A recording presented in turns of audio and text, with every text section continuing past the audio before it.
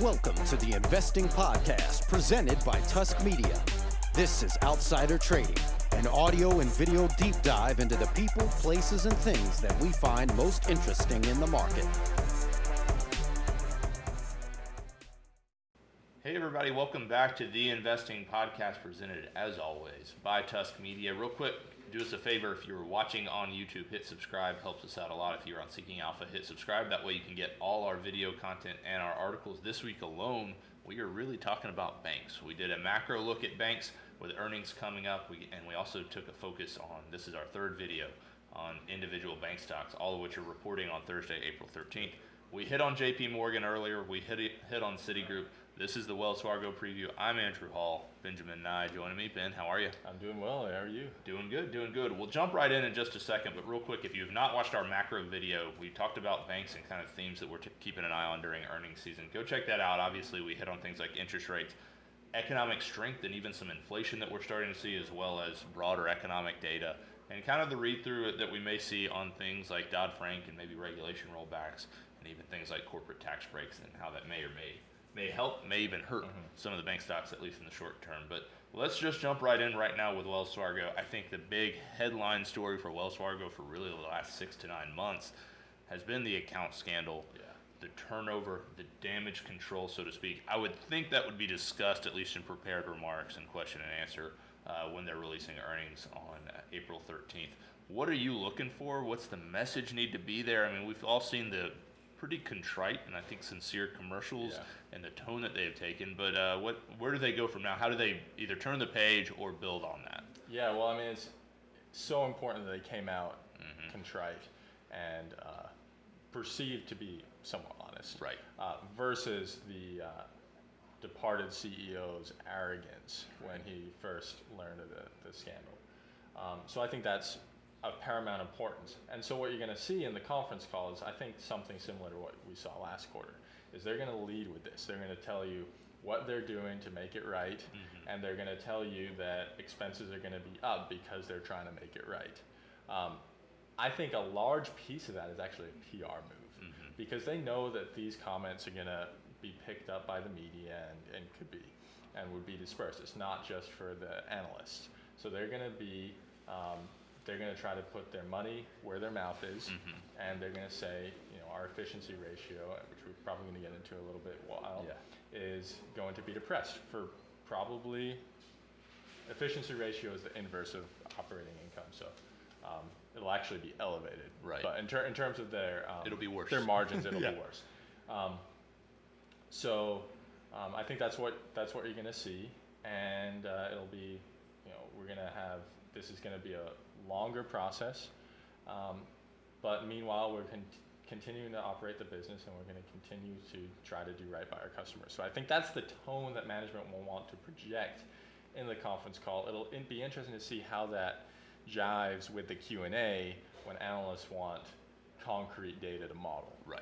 Yeah, and I think you kind of nailed it on the head in terms of, it's not just for analysts, it's also an ongoing PR move, because, you know, bank management, especially a bank that's kind of coming out of a scandal, is not exactly the most sympathetic group of people, you know, in terms of how people are viewed on Main Street, so to speak. So I think you're exactly right. I mean, they expect these comments to be picked up. They expect them to be run with. They expect them to appear in everything from, you know, the Wall Street Journal to fake news. Right. They expect it to kind of be covered there. You mentioned the efficiency ratio and kind of what you expect there, especially probably some short to midterm weakness as they kind of rectify this. What got any specifics on, you know, what's really going to hurt there? So if you look at the financials on Wells Fargo, you can pretty quickly, easily identify the efficiency ratio in their statements. I think they break it out on a separate line. So last quarter, the fourth quarter, was 61.2%, which was up from 59.4% sequentially, which was, of course, a move in the bad direction, by 1.8%. I think it's going to be very difficult for Wells Fargo to return to 57 to 58%, which is where they've been. I think that's not a 2017 story. It may not even be a 2018 story, at least per their guidance. I think they're going to try to push that out as much as possible to give themselves room to continue to beat.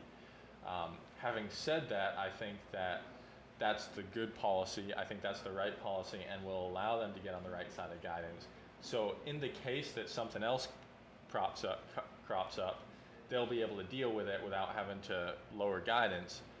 And if they can operate in line with how they expect internally, I think they have room to beat that type of guidance.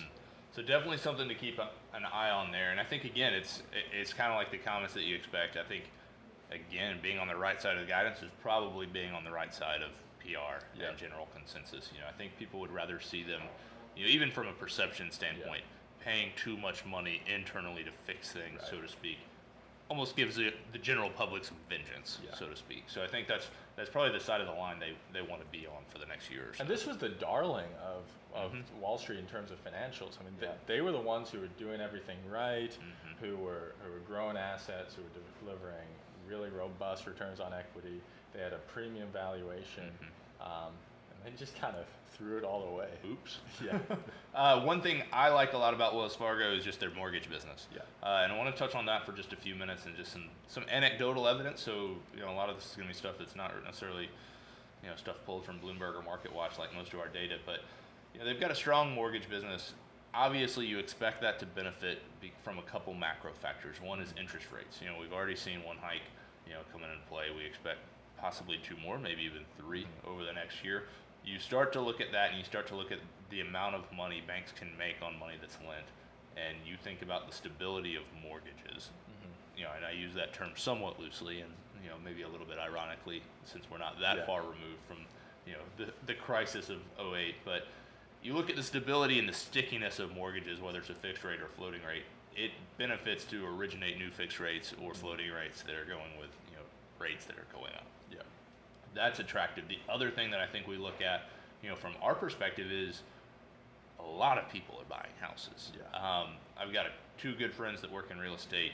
It is a true seller's market because there is not enough supply. Like the demand is rapid, and we don't quite know how much of that to attribute to what causes. I mean, some of it, obviously, economic strength lends itself to things like relocation, to things like first-time home buyers, all of that good stuff. So that's certainly at play.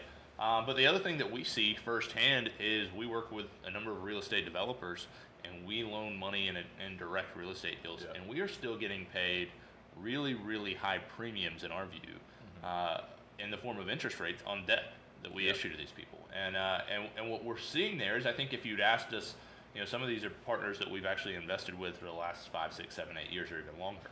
I think in 2010 to 2012, we would have said, hey, this is a short-term opportunity. Big banks are staying away from residential developers because they're worried about things being overbuilt. But what we're starting to see is even as big banks are coming back into that play, they still need quick access to capital because, again, demand is so strong that they will overpay to have access to capital for some of these development type deals. That, I would think, would be a really positive read-through for a company like Wells Fargo that's very large in the mortgage business. So my mortgage is with Wells Fargo. I know a lot of people that have it there. I think that's going to be a real, kind of arrow in their quiver, so to speak, as rates continue to go up. As long as rates continue to go up as a result of a strengthening economy, I think they're going to be in a really good spot to kind of continue to do that. And I think it's just, so we're obviously based in Atlanta, just for perspective to people watching. But if you look through the Beige Book as well, which the Federal Reserve comes out, and I think that a lot of people just kind of ignore it because they say, well, it's just another Federal Reserve document that means nothing. It keeps their, their employees busy. Engaged and busy. But it's actually, you can glean some nuggets of information from that, especially when it corroborates other things that you are seeing. So for example, in terms of the lending to these small developers, this was a common theme throughout the most recent Beige Book. It was mentioned at least 3 times.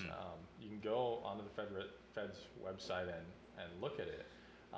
And part of that is also due to just the regulatory environment for the big banks, and it's difficult to get into that lending to the developers.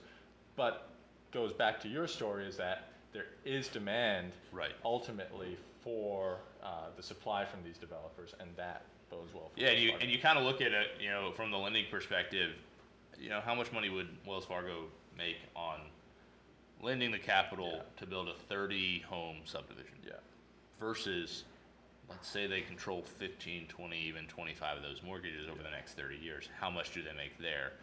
And you kind of get to a story that starts to make a lot of sense in the regulatory environment in which we're looking at, and one that it seems like Wells Fargo's got a leg up on some of their banking competitors.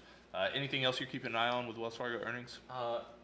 Wells Fargo is perhaps the most interesting in terms of the direct look into the U.S. economy specifically, and especially the mortgage market and the housing market. So if you are looking at Wells Fargo, also be thinking in your mind about things like DHI, think D.R. Horton, Lennar, Pulte, Home Depot, because those may respond to comments from Wells Fargo. Yeah, it's kind of, in a lot of ways, we mentioned JP Morgan because it's just kind of a capstone banking stock. They could lift the entire sector with some strength and some strong economic outlook. Wells Fargo, the read-through directly in the United States, could be really important. Citi, we don't see that as much because they're much more of a global presence, much stretched a little bit more thin, and I don't say that in a negative way, but just a little bit more global in that regard. So not quite as much read-through, but it certainly makes Wells Fargo something I think compelling, even if you don't own the stock or if you're not a heavy player in the financial stocks individually. So I think that's all we got. Check out again our videos. We did JP Morgan, we did Wells Fargo, we did Citigroup. Those are 3 stocks that we do own. And we also did a macro video analysis. So hit subscribe if you're on YouTube. If you are on Twitter, check us out at Tusk Media LLC. We're also on Facebook, facebook.com/Tusk Media LLC. We do live coverage just about every day after the market closes. So check that out. Y'all have a great day. Tusk Media is a subsidiary of Narwhal Capital Management. Ratings and reviews of Tusk Media content are not to be construed as endorsements of opinions, analysis, or services offered by Tusk or its parent company. The opinions and predictions shared here are professional beliefs at the time of publication. We are not under duress from any of the corporate entities mentioned. This is not a solicitation to take any particular action. Although we are investment advisors, this information should not be considered investment, legal, or tax advice. We strive to be as impartial, insightful, and accurate as possible. We base our opinions, analysis, and calculations on information we believe to be reliable, but we cannot guarantee its accuracy. We can, however, guarantee that our opinions will sometimes be flat out wrong due to a variety of factors. Employees and clients of Narwhal Capital Management may or may not hold positions in the securities detailed and may or may not hold these positions in the future. A full list of all securities purchased, sold, or held during the 12 months preceding the date of this publication can be provided upon request. Unless otherwise noted, all data accessed via MarketWatch or the Bloomberg terminal. Past performance does not guarantee future results. A copy of Narwhal's Form ADV is available at the SEC's website, www.advisorinfo.sec.gov, or from Narwhal upon written request.